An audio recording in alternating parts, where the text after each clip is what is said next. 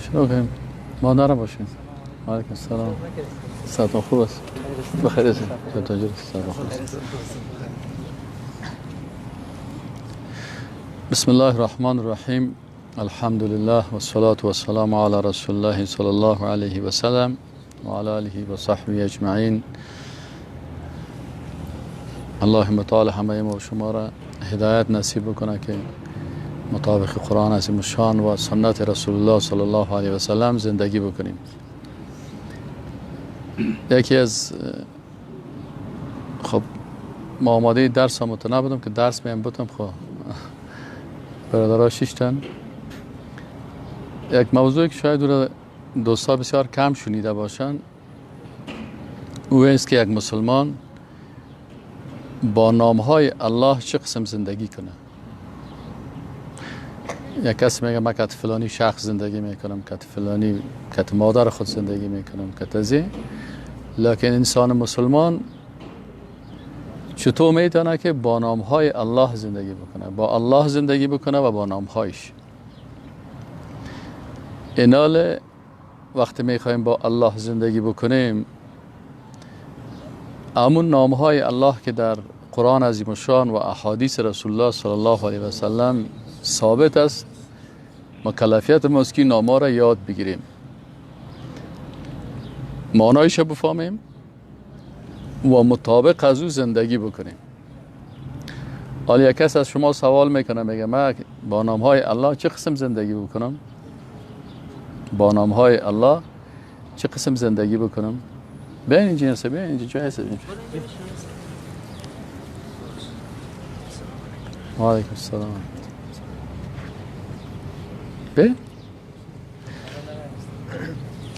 متوجه هستین ما چه قسم با نامهای الله زندگی بکنیم. یک کس شما سوال میکنه تو چه قسم در زندگیت مسلمان هستی؟ با نامهای الله چه قسم زندگی میکنی؟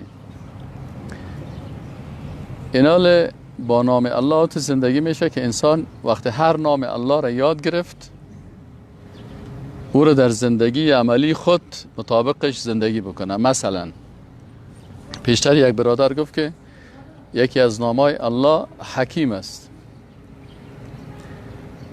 پس وقتی که ما میگیم الله حکیم است چی معنا؟ اول معنایش رو بفهمیم که حکیم دو معنا داره. یک معنایش است که بسیار با حکمت است و معنای دومیش است که حاکمیت از الله است، حکم از الله است. وقتی الله حکیم است با حکمت است پس هر حکم الله که است به اساس حکمت است. حکمت چی رو میگه؟ حکمت رو میگه که مثلا یک انسان الله متعال میگه که ولقد آتینا لقمان الحکمه، ما بر لقمان حکیم حکمت دادیم. حکمت چی است؟ حکمتی است که مثلا انسان یک کار که میکنه او رو در جایش مناسب که در هیچ خلل و خرابی نباشه در امونجا امون کار انجام میده. مثلا شما محصل هستین و تو درس میخوانین که اونم درس خواندن شما به اندازه مناسب است که در نتیجه خودت اول نمره میسازه.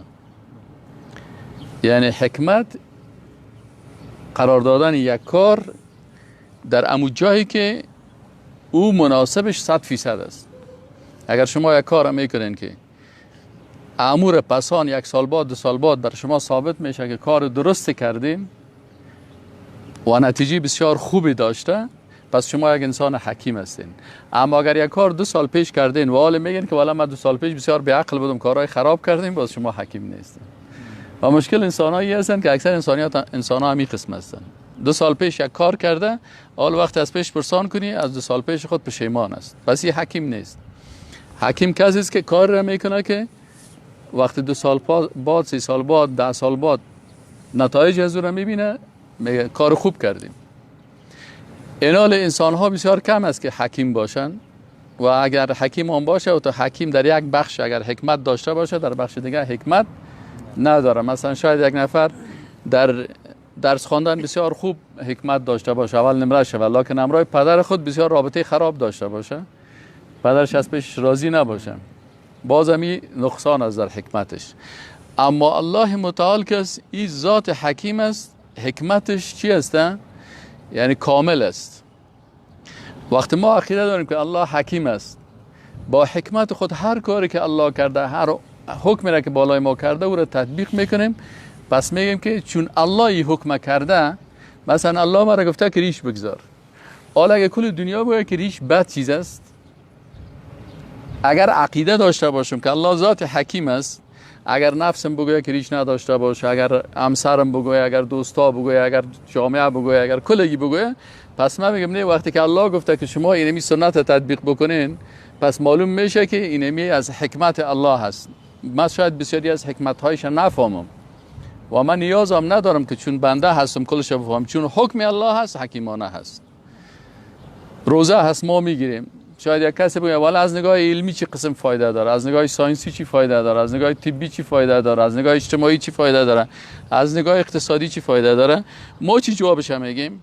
ما میگیم والا چون امیر روزه را الله متعال که من عقیده دارم که الله ذات حکیم است، او برای من گفته روزه بگیر، پس تمام حکمت ها در این نهفته هست. شاید ما بفهم، شاید نفهم. حتما حکمت های زیادی هست که الله متعال سر من روزه را چی کرده؟ فرض کرده. پس اینی قسم با نام حکیم الله زندگی میکنیم. اگر یک خانم مثلا حجاب میپوشه، یک کسی پرسانش میکنه اینجا حجاب خوب نیست، اون میگه نه، چون ذات حکیم برای من گفته که حجاب بکن، پس همین حجاب که از چی هست؟ به اساس حکمت الله است، حتما منفعت های داره که الله ایره بالای ما لازم گرفتنده. پس زندگی کردن، پیشک شما گفتین که با نام حکیم الله زندگی میکنیم، اینمی معنا را میده. و دو معنایش است که وقتی الله حکیم است، حاکم است، یعنی قانون تعیین کننده حق و باطل، خوب و خراب، جایز و ناجایز الله هست.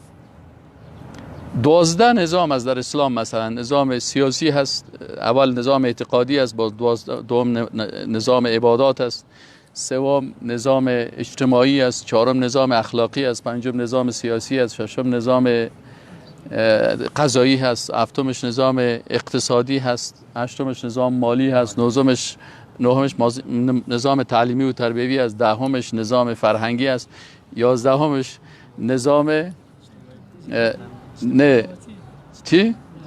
نظام دعوتی هست و دوازدهمش هم نظام عسکری و جهادی هست. پس اینمی 12 نظام را که الله متعال بر ما تعیین کرده، ما باید مطابق از زندگی بکنیم. چرا؟ به خاطر از اینکه من عقیده دارم که او ذاتی که 12 نظام بر ما تعیین کرده به اساس حکمت تعیین کرده و او حاکم است. حاکم او است. بنابراین من نمیتونم قانون کسی دیگه را قبول بکنم. این حال کسی که میگه من دموکرات هستم، به این معنی است که این از حکیم بودن الله بیخبر است. اگر میگه من سوسیالیست هستم، قانون سوسیالیسم خوب است، به این معنی است که از ذات حکیم بیخبر است. متوجه هستین؟ این حال زندگی کردن اینمی قسم با هر نام الله هست. با یک نام الله وقتی که اگر شما زندگی بکنین، خلاص کل مشکلات زندگی حل میشه. به این شکل مثلا نام دیگه الله الرحیم است، مهربان است. حال وقتی که الله مهربان است، حتی یک کسی شاید شما را سوال بکنه بگه چی مهربان است؟ والله مرا الله در اینجا خلق کرده و سر من اینی حالات زندگی هست، این تو مشکلات هست، این تو سختی ها هست. میگم چون مرا الله در اینجا خلق کرده، چون الله ذات رحمان الرحیم است، وقتی مرا در این جای خراب خلق کرده که به نظر من خراب معلوم میشه و خراب نیست، در این اینجا به اساس رحمت الله می تعیین شده. چون برای دشمنای خود در جای بسیار لکس خلق میکنه، پیغمبران را در جای بسیار خراب، جایی که اونجا لط است، زدن است، سختی هست، مشکلات است. این حالی سختی و مشکلات زندگی به اساس سرمایه هست، به اساس رحمت الله هست. الله خواسته که زندگی مثل زندان برای ما باشه، چون رسول الله میگه که دنیا که زندان مسلمان است. الله خواسته که دنیا برای ما زندان باشه. چرا؟ روز از زندان وقتی که برآمدیم، باز وقت برای ما آزادی بسیار خوبش است. اما کسایی که اینجا آزادی دارن، از اینجا که رفتن باز از زندان هستن. ویل لکل همزة لمزة الذی جمع مالا وعدده یحسب ان ماله اخلد. اونا فکر میکنیم مالی که ما داریم، پول و طلایی که داریم، بانک هایی که داریم، اکانت هایی که ما داریم، پولاک است. یحسب ان ماله اخلد کلا لینبذن فی الحطمه. الله میگه یه در یک حطمه داخل میشن. و ما ادراک ما الحطمه. بعضی از علما میگه حطمه چی است؟ میگه مثل همین دوزخ که از دیگه بخار وارست. وقتی کافر انداخته میشه، الله ما شما را از او حفظ بکنه، سرشان بسته میشه. تو سر دیگه بخار که بسته کنی دیگه بود دیگه هم تو 60 قدم میره و انسان نجات حاصل کرده نمیتونه. الله از او حفظ بکنه. پس اینال الله رحمان رحیم است. اگه سر ما هر قدر زندگی سخت می مشکلات می و شب روز ما زندگی کردن بر ما دشوار می باشه، اما چون میفهمیم که الله رحمان است و دنیا چی است؟ دنیا زندان است برای یک انسان مؤمن و رفتن از دنیا خلاصی از زندان است. از خاطر خوشحال می باشیم. و کل پیغمبرات زندگیشان سخت بوده. بسیار جان کس اجازه نمیده که گپ بزنه، درس بده، نماز بخونه. کل پیغمبران شما سگن حتی از قریه های خود مجبور شدن، مثلا رسول الله صلی الله علیه و سلم در نیمه شب باید از خانه خود بره مثلا مهاجر شوه و بره مثلا در جای دیگه زندگی بکنه. و زندگی سخت اونجا هم هر لحظه در تهدید و در هر لحظه در مشکلاتی بودن. اینمی حالتی که سر انسان میه، ولی او با نام رحیم الله زندگی میکنه. الله رحمان الرحیم است. بنابراین هر سختی زندگی با زندگی کردن نام رحیم الله. یک کس شاید شما را پرسان کنه بگه که خیلی اگر الله رحمان الرحیم است چرا دوزخ خلق کرده؟ دوزخ هم از رحمت الله خلق شده. چرا اگر برای انسانهای جنایتکار و بیدین و کافر و مرتد و انسانهایی که ظالم هستند که زندگی را سر مسلمان ها مثل زندان وار می سازه، اگر برای دوزخ نمی بود خود دل مسلمان می کفید. دل انسان چی میشد؟ میکفید. اما وقتی که میفهمی که بر از اونا باز دوزخ هست و عذاب الله هست و اونجا جزای خدا میبینه، باز این در حقیقت رحمت است. برای کی؟ برای مظلومان. ترحم. سکن یک شاعر چه خوب میگه ترحم بر پلنگ تیزدندان، ترحم بر پلنگ تیزدندان، ستمکاری بود بر گوسفندان.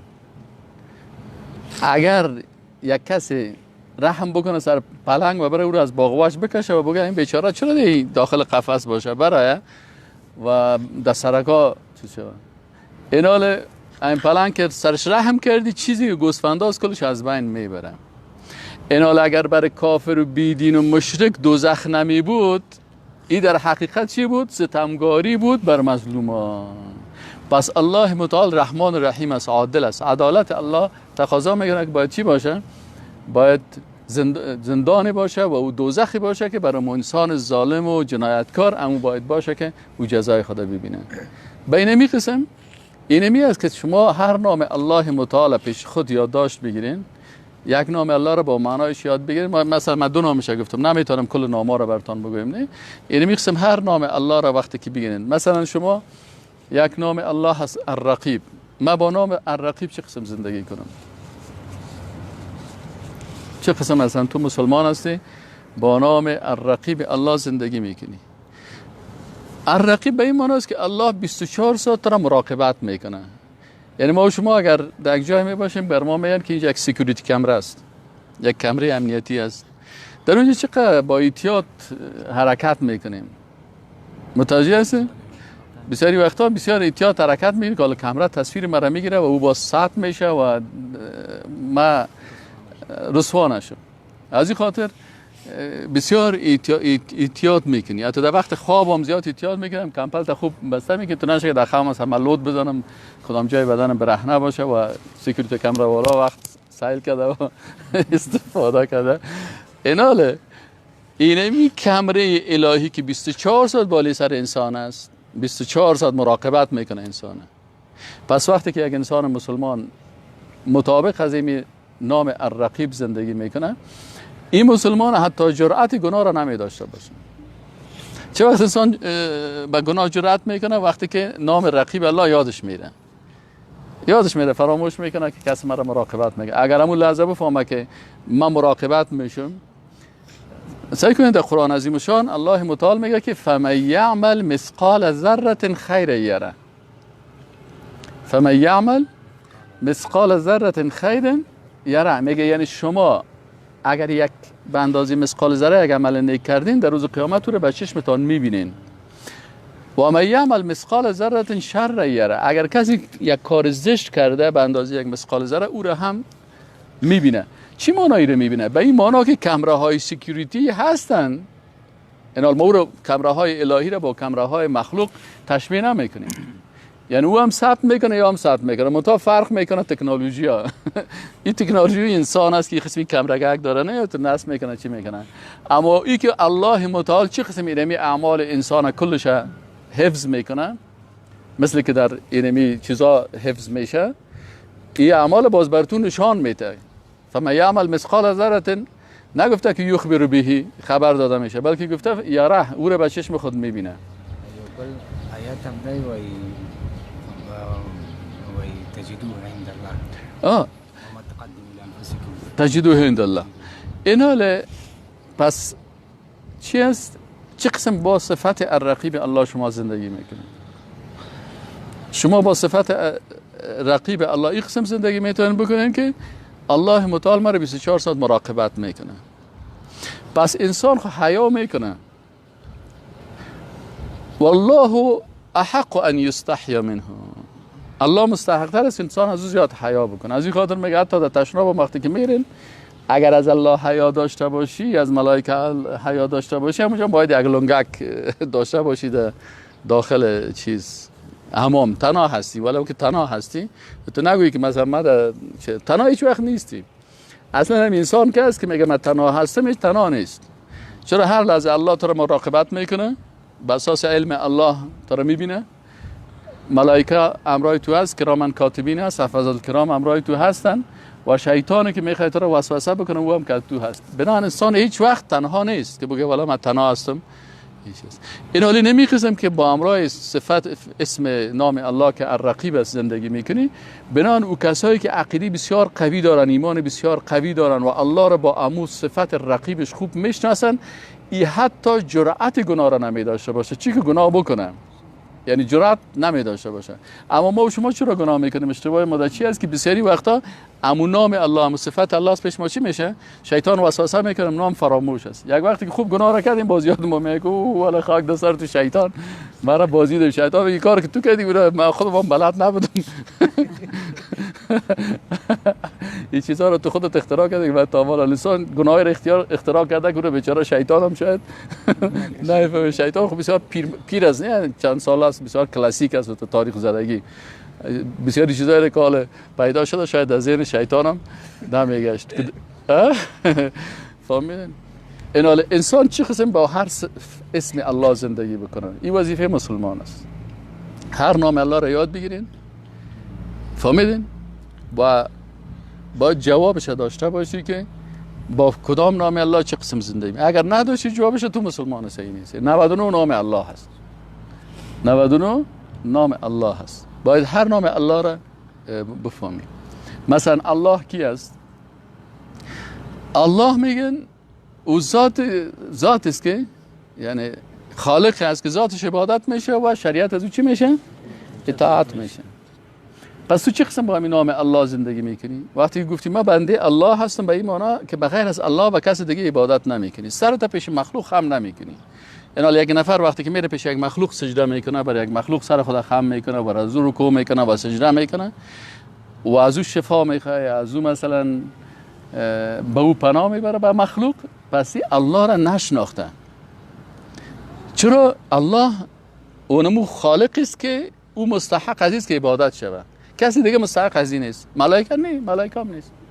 هر قدر که ملائکه بزرگ باشه، هر قدر که ملائکه بزرگ باشه، لیکن او از خود رب داره، خالق داره که خود اون ملائکه بر از او سجده میکنه. اما ملائکه با اون بزرگیش به او خالق تسلیم است. پیش الله او بسیار ضعیف است. شما در نماز تهجد مگر بخوانین، در تهجد میگه در سبحانك الله هم در رکعت اولش به عوض دیگه چی میخونه؟ اللهم رب جبرائیل و میکائیل و اسرافیل.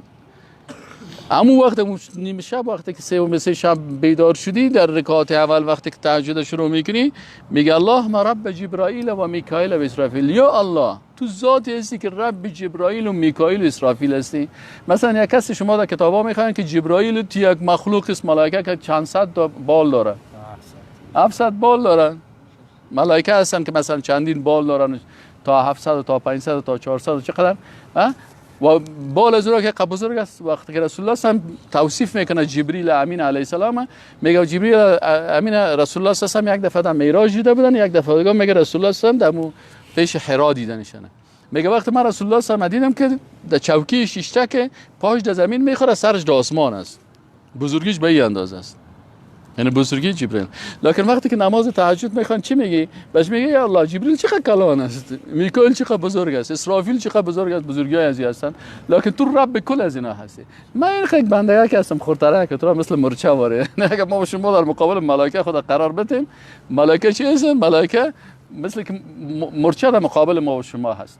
از این خاطر یک روز یک معسل مرا پرسان گفت استاد امی جبریل امی ملک الموت انسان چه قسم، یکی در شرق زمین، یکی در غرب زمین، روح از اینا را میگیره در یک لحظه.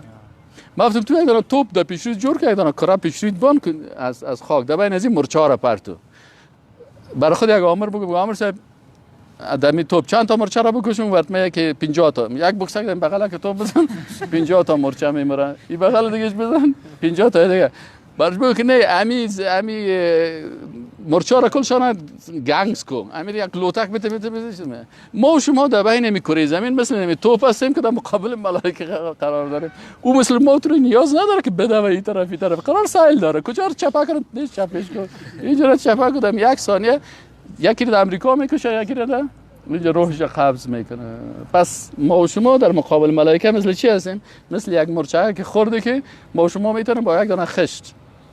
رسول الله صلی الله علیه و ملک الجبال چی مانا؟ او ملائکه آمد به رسول الله گفت رسول الله اجازه میدی که من دو دانه کوره بگیرم؟ کو در دست ملائکه چی است؟ مثل که ما شما تا خشت بگیریم. گفت اجازه میدی که یکیش یک کوره در دست بگیریم، یکیش در یکیش اهل مکه رو بزنم، دیگهش اهل طائف بیخی بیغمت کنم. رسول الله صلی الله علیه و گفت نه بانشان خیر است، اگه خودشان مسلمان نشد بچه‌هایشان جور میشه. حالا بسیاری کساس خودش کمونیست است، بچه‌ش خوب نماز خوان است. پدرش خود دشمن الله و رسولش، بچه‌ش سگو یک ریش داره که ریشش دل پدر خود هوا کرده، دخترش جواب میکنه که دل پدرش تکه تکه شده. ولم قسم است از جبرائیل از ابو جهل الله متعال اکرمه رضی الله عنه را خلق کرد. اکرمه بیرق اسلام برد، پدرش نمیماند که در مکه اسلام نشر شود، بچهش اسلام برد در روم نشر کرد. این مکه و مدینه خود چیز شد نه، چون الله ذات حکیم است و رسول الله صلی الله علیه و آله هم مهربان بود. گفت خیر است، نه غلط شدن. این حال شما فهمیدین این ملائکه با این بزرگی خود که عمق بزرگ است که میتونه کوره بگیره در فرق خزو بزنه. پس ما شما پیش مثل چی وارسیم؟ مثل مرچه وارستیم. اما ما شما چی میگیم؟ اللهم رب جبرائیل و میکائیل و اسرافیل فاطر السماوات و الارض. تو ذاتی هستی که این ملائکه چقدر بزرگ است، تو خالق کل از اینا هستی، ربشان هستی، یا بر تو محتاج هستن. و این زمین و آسمان یه پاک پروردگار تو خلق کردی. ها انت رب کل شیء و ملیکه، این پروردگار تو رب کل مخلوقات هستی و مالک کل این مخلوقات هستی. اهدینی لما اختلف فیه من الحق باذنک. مرا ده حق وقتی که مردم اختلاف میکنن یا الله تو برای من حق نشان بده. چرا بسیاری کسا هستن در بسیاری مسائل بسیاری کسا رو ببینید سر به خود از دین میبراید. مثلا یک موضوع پیدا میشه در بین، والا همین موضوع چطور است؟ عذر بالجهل است. در بین این موضوع عذر بالجهل سعی کنی که 500 مفتی طرف 6 تا 500 مفتی دیگه طرف 6 تا. ولا تقولوا لما تصف السنتكم هذا حلال و هذا حرام. ها الله میگه نگویید به دل خود که حلال است حرام است. لتفتروا علی الله الكذب، که شما سر الله چی کنین؟ با دروغ تهمت بکنین. همین آیت کی یاد داره؟ بگو خان. ولا تقولوا لما تصف السنتكم الكذب هذا حلال وهذا حرام لتفتروا على الله الكذب. الذين يفترون على الله الكذب ان الذين يفترون على الله الكذب لا يفلحون. ان الذين يفترون على الله الكذب لا يفلحون. ان الذين يفترون على الله الكذب لا یفلحون. اینا کسایی که سر الله تهمت میکنن، الله میگه اینا کامیاب نیستن، ناکام هستن. چرا؟ به خاطر از اینکه مطابق مزاج خود حکم کرده. وقتی که مطابق مزاج خود بدون تحقیق حکم میکنی، تو میگی اترس، او میگه اترس و نمیفهمی حکم چی هست، سر الله تهمت کردی. وقتی سر الله تهمت کردی، الله میگه نه لا یفلح. چقدر سخت است. از این خاطر وقتی که در قضایای اسلامی و دینی انسان مسلمان گپ میزنه، آرام میباشه، هیچ گپ نمیزنه. چرا گپ نمیزنه؟ چون اون میترسه که اینمی حلال و حرام که است، این کار الله هست، رب العالمین است. رب کسی است که تعیین میکنه اینی حلال است، اینی حرام است، اینی درست است، اینی نیست، اینی کافر است، اینی مسلمان است، اینی جنتی است، اینی دوزخی است، اینی شهید است، اینی مردار است. این کلش کار کی است؟ کار الله هست. ولی بسیاری کسا همون کاری که مربوط الله هست او را چی میکنه؟ خودش میگیره و سر الله تهمت میکنه و الله میگه یا کامیاب نمیشن. پس اینی است که انسان مسلمان هر نام الله را یاد بگیره و مطابق از زندگی بکنه. و اگر شما همین کار کردین، شما موفق هستین در زندگیتون. و اگر اینمی درس بستان است، یعنی اگر همین درسی که امروز است امیر هر مسلمان، اینمی درسی که ما امروز براتون دادیم، سر از یک 50 سال زحمت کشیدیم، بعد از 50 سال بعد همین درس یاد گرفتیم. بعد از چند سال؟ 50 سال بعد. فهمیدی یعنی؟ اینال تو دیگه هنوز 50 ساله نشدی، ماشاءالله اینو یاد گرفتی.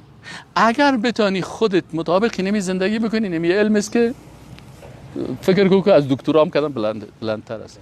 ولی به شرطی که اینمی 99 نام الله را هر کدام شه بخوان و خودت پیش خود یک کتابچه را بگی، در کتابچه نوشته کن که خب همین نام این معنا را میته، من مطابق از این چه قسم زندگی میکنم. ها؟ آیا من مطابق از زندگی میکنم؟ اگر مطابق از زندگی کنیم، باز از شرک هم خطا خوردی، از کفر هم خطا خوردی، کسر بازی هم داده نمیتونه، فریب هم نمیخوری. اگر یکی نامای الله را یاد نداشتی، به یک شکل از اشکال خود بازی میتی. نیاز نیست که کسی دیگه تو را بازی بده. بعضی کسا خود بازی میته، خودش خود مفتی جور میکنه، خودش خود کافر میسازه، خودش خود از دایره دین میکشه و خودش بسیار خوشحال است. علت چیست؟ علت چیست که نمیفهمه و نمیخواد که بفهمه. اینا هر نام الله را شما چیز کنین، بسم الله الرحمن الرحیم، الحمد لله رب العالمین. مثلا رب العالمین، رب کیست؟ رب کسی است که خلق میکنه. رب کیست؟ او شفا میده. پس خلق کننده ما الله هست، شفا دهنده ما الله هست. من که مریض شدم و اذا مرضت فهو یشفین. ابراهیم علیه السلام میگه من خودم که پیغمبر هستم، پیغمبر بچه و نواسه و کواسه کلش پیغمبر است. تو نیست که من کدام خانداری پیغمبر هستم، کل فامیلم، لکن خودم که مریض شدم. ابراهیم علیه السلام ولی از اولیاء الله هست. در اصل اولیاء الله در اصل پیغمبر می باشه. صحیح است نه؟ یک روز یک کس را بپرسان، گفتم علی رضی الله تعالی عنه کی است؟ گفت شاه اولیاء است. گفتم وقتی که پادشاه اولیاء شد، شاه اولیاء معنی چی معنی؟ پادشاه اولیاء. پس پیغمبر صلی الله علیه و صدر اعظم نشست یا وزیر داخله نشست؟ شاه اولیاء خود رسول الله صلی الله علیه و سلم است. متوجه هستید؟ علی وزیرش است. صحیح است؟ عمر وزیرش است، ابوبکر صدیق وزیرش است رضی الله تعالی عنهم اجمعین. اما بعضی کسا افراط میکنن، پیرو میره بالا میبره، بالا رو چی میکنن؟ پایین میره. افراطی نمی است. افراطی است که حق یک کس رو بالا میبری، باز وقتی که حق یکی رو بالا میده، حق از دیگه چی میکنی؟ ظلم میکنی. مثلا بعضی کساس اولیاء الله را اینقدر عزت میتن که ربوبیت بر از او میتن. افراط میکنن، شفا دادن بر از او میتن. میگه والا دندان درد میکنه، برو پیش فلانی ولی الله دندان تا جور میکنه. او دکتر دندان است، انستزی میته، دوا میته. میگه نه کجا است؟ در دنیا هست. او میتونه دندان مرا جور کنه. میگه جور میکنه. او جور میکنه. خیلی وقتی که او دندان مرا جور میکنه، چرا یک تا امریکایی رو چپانه میکنه؟ امریکایی سر قبرش تا بالا میره، اونش غرض نداره. اینال چیه؟ بس به خاطر از اینکه در مخلوق افراط میکنه که صفات الله را به کی میته؟ به مخلوق میته. اینال اگر تو فهمیدی که الله رب العالمین است و مطابق نام الله که رب است زندگی کردی، میگی خلاص خلق کننده ما الله هست، شفا دهنده ما کی است؟ الله هست. روزی بر ما کی میته؟ الله میته، روزی دهنده الله است. تعیین کننده قوانین برای من کی است؟ الله هست. پس رب من الله هست دیگه. خلاص وقتی که من قدر قبول کنم که الله رب من دیگه، باز من به کسی دیگه نیاز ندارم. این نمیخواستم مثلا زیاد شد، نه من میخواستم یک نامه براتون تشریح کنم، این چند تا شد دیگهش کار خانگیتان باشه دیگه. نه دیگهش کلش کار خانگی شما دیگه، باید یگان زره ایرال باز شما فکر کنید، باز اگه پرسانتان شد که مثلا کدام نام الله را باید تشریح کرده بتونید، حداقل همین قرآن شریف که میخواین نام الله می سر از امو یک دو دقیقه چی کنین؟ تفکر کنین. یک دو دقیقه. الله الحمدلله رب العالمین الرحمن الرحیم، رحمان است رحیم. الرحمن فعلان چی معنی؟ یعنی بسیار مهربان است. چی معنی؟ بسیار نعمت دهنده است. چه قسم است؟ میگه اینقدر نعمت های الله کسی میگه فعلان وسیع است که خوب موتره که طلایی رو به دشمن خود میته. از رحمت الله. برای کافر تو باغ ها میته، تو باغ میته. مثلا کسا رسایی کنیم تیاره شخصی دارن، ما و شما شکر بایسکل شخصی نداریم، اما دشمن الله رسایی کنی چی داره؟ تیاره شخصی دارد. بازو میخوای تیاره خدا طلایی جور کنه، یگان تا میخواد تخت خدا از طلا جور بکنه. این چی ثابت میکنه؟ ای کریمی که از خزانه غیب گبر و ترسا وظیفه خور داری، دوستان را کجا کنی محروم، تو که بر دشمنان نظر داری. این حال یک کسی میگه شما را میگه خوب الله متعال برازی. یک وقت ما هندوستان رفتیم، خب در هندوستان رفتیم، یک دعوتگر مسلمان بود، بسیار خوب آدم بود. بازی یک کسی گفت که یک کس هم از پیشش او دعوت میکردم، تو برش گفت که این چه قسم الله مثلا مهربان، شما میگن مهربان است مهربان است مهربان است، و این مهربانی الله را سعی که ما مثلا به خوردن غذا نداریم و کافرها را سعی که موترهای لوکس دارن. بازو گفت که والا ترس که در خانه آدم یک کسی را فکر که توتی هم داره، در خانهش موش هم داره، برای توتی نان خشک میده، برای موش کیک میمانه. او کیکه که برش باده و برش تلک هم هست. اونم کیک در حقیقت تلک از یاز رو در دام میپرته. همین کافرها کسی موترهای لوکسشان دام از برشان. و او توتی که از بیچاره نان خشک میخوره لیکن تلک نداره. حال الله متعال وقتی که بر ما نعمت ها را حال نمیته، میمانه که کافرها در تلک بند شون، یا که بند شدن باز انال الله متعال بسیاری نعمت ها را جنت الله است، مثل که امروز تشریح شده که جنت الله هست، باز اونجا تمام نعمت های الله هست. چرا یک کس شما را میگه، مثلا یک کس خودت میگه ما برات چی میگیرم، یک خانه برات میگیرم برای یک ماه، یک خانه برات میگیرم یک ماه، بر تو یک خانه میگیرم کل زندگی کنی. حالا تو خانه یک ماه را قبول داری یا خانه ابدالابد قبول داری؟ آدم هوشیار میگه که نه هم ابدالابد، و رسول الله سمیه که در دنیا هم شما مثل مسافر زندگی کنید. حال مسافر دیدی که در یک منطقه خانه جور کنه زیاد به او دل بسته باشه، میگم شمی قدیفه یک پرتو خواب بکن بیاد صبح میره پیش اولاده. یعنی نفر مثلا 20 سال چقدر وقت در استرالیا است، لیکن اونجا برش مسافر است، نه اونجا خوب پیسه کار میکنه، خانه هم اینجا جور میکنه، زندگی هم اینجا، اولادش هم کلش همچی هستن. ارال انسان مسلمان امی کل دنیا که است مثل چی ورس، مثل استرالیا ورس مسافر است. اصل خانهش کجاست؟ اصل قرارگاهش جنت است. از این خاطر میگم انسان های بیدین که هستن در روز قیامت چی میگن؟ میگن که یا لیتنی قدمت لحیاتی. اصل حیات آخرت است. میگه کاش به زندگی آخرت من یک چیز تقدیم میکردم، من کلش در دنیا مصرف کردم. از اون خاطر الله متعال بنده های خدا که زیاد دوست داره بر از او دنیا را نداده. متوجه هستین؟ او بنده خدا که بسیار الله زیاد دوست داره کی از پیغمبر است. کدام پیغمبر خبر داری که مثلا بلند منزل داشته باشه؟ یک سلیمان علیه السلام یک دعا کرد گفت یا الله برای من یک پادشاهی بده که بسیار لوکس باشه.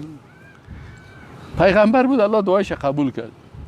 اما دیگه پیغمبر رو کلشان که سائل کنی بنان صبح شام خود چی بدن؟ محتاج بدن.